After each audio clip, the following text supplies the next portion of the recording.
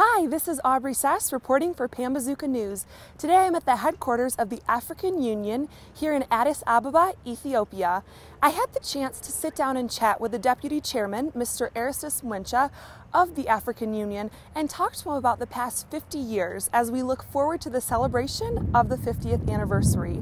We talked about disappointments, we talked about accomplishments, and we also talked about a couple missed opportunities. He was kind enough to take time out of his busy schedule as he's hard at work preparing for the coming Jubilee. First of all, I'd just like to start off with a question asking you the major accomplishments that you've seen the AU accomplish over the past 50 years as we're coming up to the summit in May. Okay.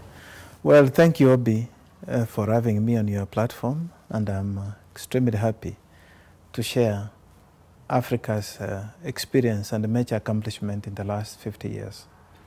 I see them in 6 elements.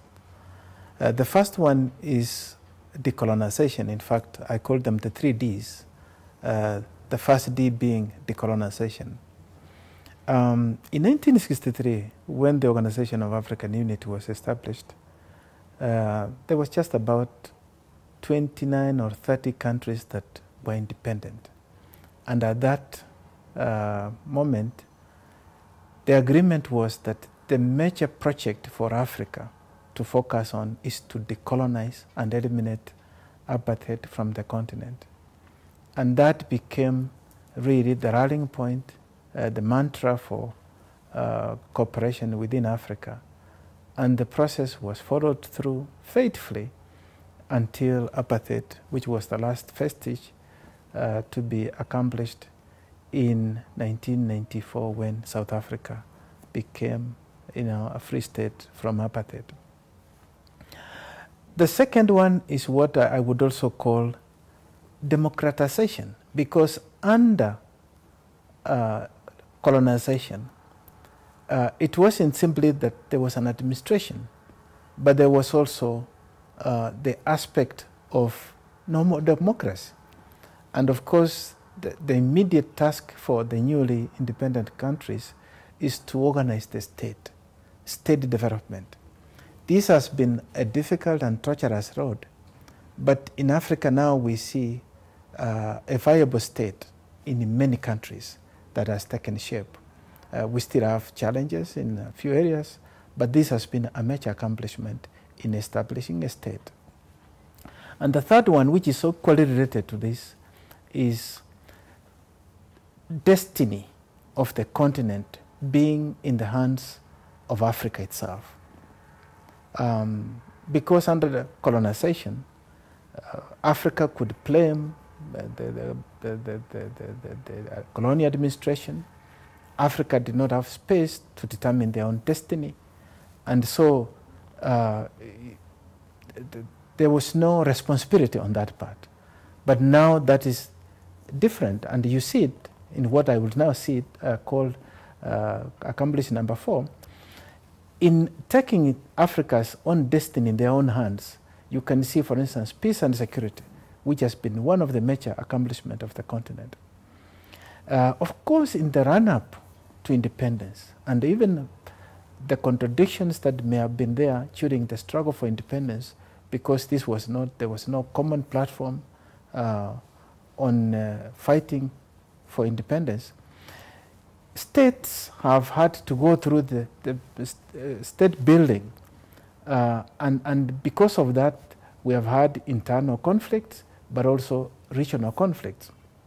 And overcoming that has not been easy. With Africa now having established an architecture and a program for managing peace and security, we see Africa largely peaceful and the process of peace and security very much secured in the continent. We still have challenges. We have trouble spots in some areas of the continent, but I would say this has been a major accomplishment, having in place a mechanism for arresting conflict emerging, managing conflicts, and also post-conflict reconstruction, and so forth. Then the last one, which is the raison d'etre for African Union, is integration.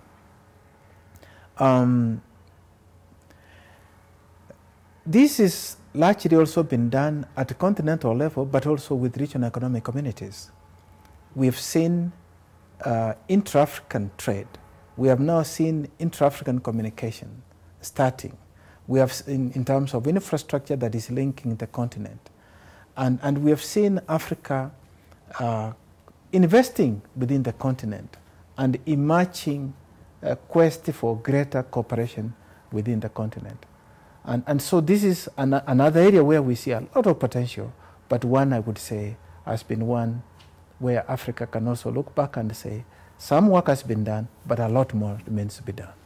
Are there any missed opportunities that you've seen the African Union miss over the past 50 years? Look at where we are at the moment and accept the fact that we could have done better. And there are a number of areas that Africa could have done much better. One of them is in the area of what I would call a missed opportunity for industrialization. The second one is Africa continuing to depend on raw materials for its economic development, exporting largely commodities and not value-added products.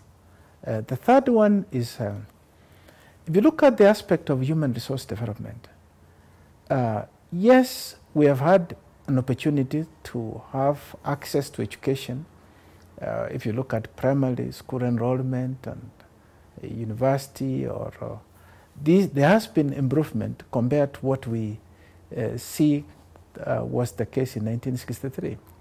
But a lot more could have been done, particularly in the area of also bringing the gender aspect more into fruition, because Africa has consistently really suppressed the gender parity as an element for human development.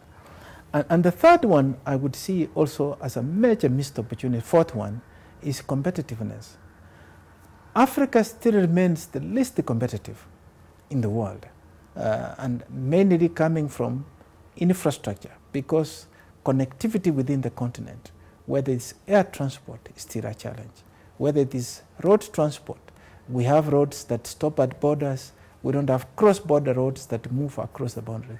Railway systems, we now have railways in the world that move at 300 kilometers an hour. We still have old modern railways that do something like 30, 40 kilometers an hour, and so forth. And so these are areas which one can translate from being missed opportunities to what we would call an agenda for Africa. Wonderful. So my next question for you is, how do you see Africa in the world over the next 50 years? And I believe you touched on that a little bit in the last question, but if you could just elaborate.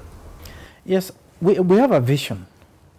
And the vision for Africa is a continent that is prosperous, a continent that is peaceful, and a continent that will manage its own affairs, but also has place in the international community. And one can look at each of these elements in greater detail, but just to give you highlights. Let's start with prosperity. Regrettably, Africa still has a large number of least industrialized developed countries. In fact, the majority of the countries in Africa are least developed.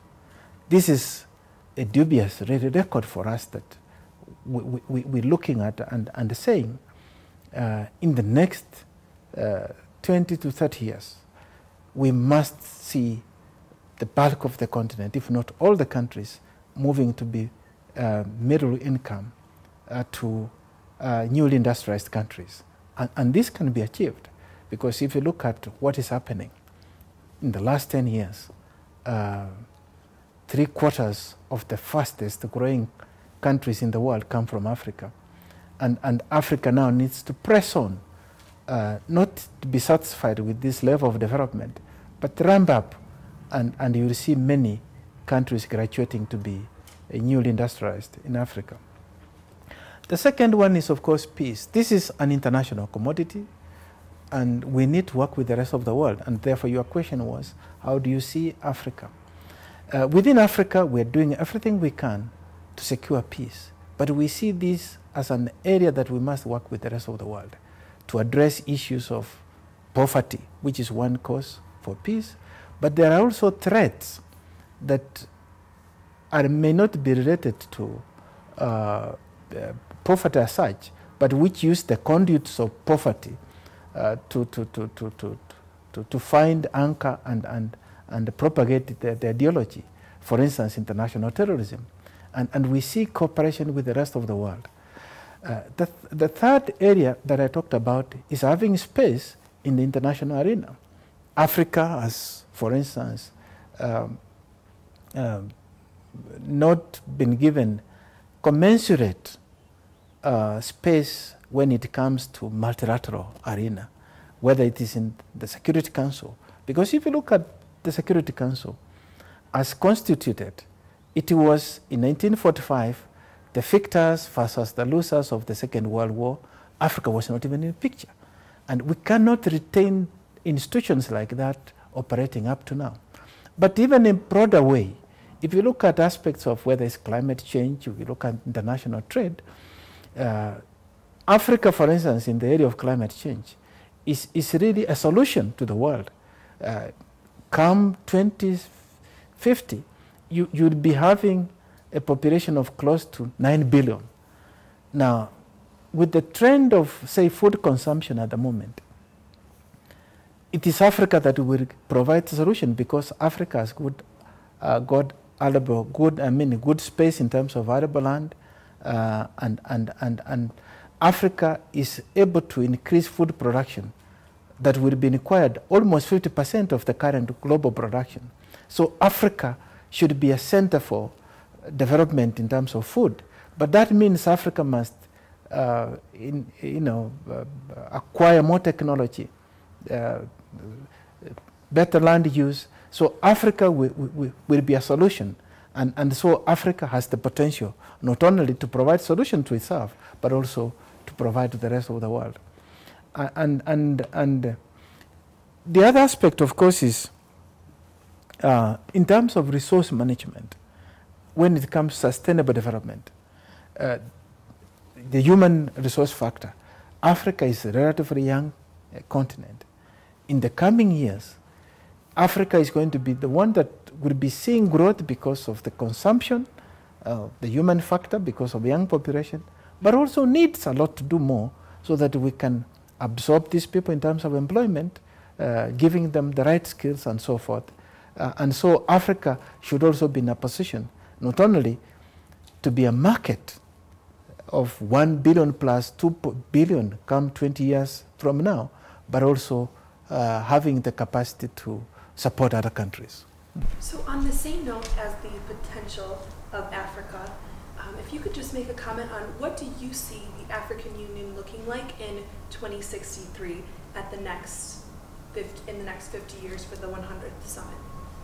The agenda that we are preparing for Africa in 2063, we see Africa being one, meaning Africa that speaks with one voice, because we would have achieved that level of integration, but not Africa being seen as 63 countries, but also being seen as Africa almost as a country. That is a very high level of integration, and that is a major project for the continent. Will you please tell us about the meetings that you've had with the European Commission? Yeah, thank you very much for that very important question. In our quest to have a new and equitable international economic order, both socially and politically and economically, we have pursued the aspect of partnership with particular intelligence and passion, because we recognize that Africa needs the international community, and Africa also is ready to contribute to the international community, especially some of the aspects I mentioned, like climate change and the rest. In the aspect of partnerships, we have now developed a framework and a detailed mechanism on how we approach partnerships, so that all of Africa, we don't have to go out disjointed, without coordination in terms of cooperation. And so that's where we have structured partnerships, for instance, with Europe that you mentioned, with the US, which is starting, with China, with Japan and the rest, and with South America as a group. And this is the way for the future. Specifically, the European Union has been a traditional partner for a long time, right from colonial period, post-colonial, and even now. Europe has remained a major trading partner for a long time, although it has been overtaken now by countries like China. But Europe still remains a major source of technology, human resource development for the continent. It's also a major source of investment in Africa. And for Africa, we are looking at what I mentioned earlier on, going into aspect of value addition, but also in international cooperation in areas like migration. We have many Africans working in Europe, and we see the diaspora as a major component for the continent. And so we need cooperation on how to work in areas of migration, in areas of trade, in the areas of peace and security. And that's part of the agenda that we'll be discussing with the European Union. Under that cooperation, we do have a platform where our leaders in Africa meet with leaders in Europe, what we call Europe-Africa Partnership. And maybe next year, we can see that meeting taking place. The last one was in Tripoli, where we also discuss strategic issues of some of them that I mentioned, but also make sure that we can continue to not only maintain dialogue, but exchange and enhance partnership that is mutually beneficial to both continents. What is the trajectory of the continent? Yes, for us, this is a very important year, being a Jubilee year. It is a moment that we see an opportunity, first of all, not just celebrate the past, but critically, but also essentially examine and take stock of where we are, but also cast our eyes to the future and see the trajectory that Africa is going to take to reach that desired position of being peaceful, prosperous, and also being present in the international arena. In that trajectory, there will be many needs in terms of human, technology, cooperation with the international community. And once we quantify this is not going to happen automatically. There has to be a conscious and deliberate effort to move to that trajectory. And therefore, we are also celebrating this under the theme of Renaissance and Pan-Africanism. If you go back to history, Pan-Africanism was extremely important for us to achieve independence. And we believe we need the same spirit, but with the new spirit under Renaissance that will take us, not just independence because we are enjoying that at the moment, but that destination, which will remain calling for greater energy, greater sacrifice, and greater commitment. Thank you so much, Your Excellency. I really appreciate you taking the time to do this.